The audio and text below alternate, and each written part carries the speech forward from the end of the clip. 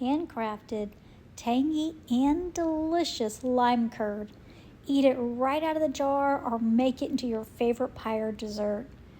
Go ahead and gather your ingredients: a cup of sugar, 3/4 cup of fresh lime juice, 1/4 of a cup of butter, 1 tablespoon of the zest, and 2 beaten eggs. Go ahead and get your bucket of limes, and really depending on what you're going to make and how much you're going to make, you're going to kind of know how much you need. I just eyeballed it.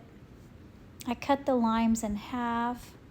I got out my little hand presser, squeezer, and I just wanted to see how much juice I can make from these small limes.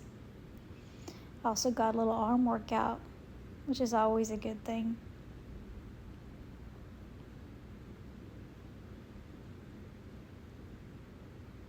Now, you'll also need a double boiler. I don't have one of those things, so I just used a saucepan, put water in the bottom, and a tempered glass bowl on top. And you're going to need a spatula as well.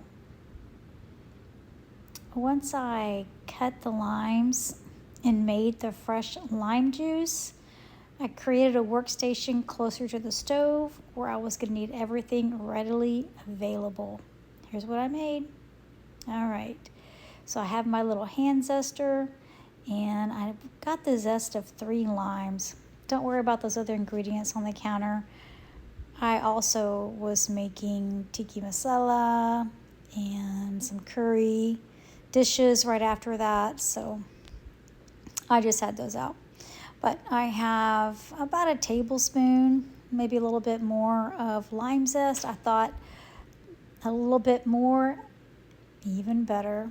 I would liked it for the color, tiny bit of texture, but definitely the flavor. I loved, and my husband loved, the tangy lime zest inside this dish.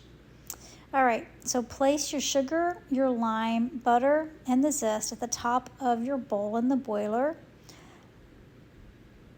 Stir it, keep stirring it over the medium heat until the butter melts.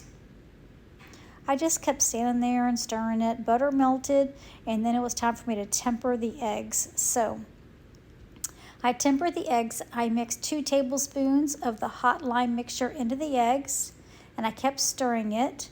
I turned down the heat a little bit, and then I slowly whisked in the egg mixture, and I kept cooking it and stirring it using a spatula and a wooden spoon for about 20 minutes or so. And then I did the taste test, and boy, did it not disappoint. It was so delicious, tangy and juicy and zesty.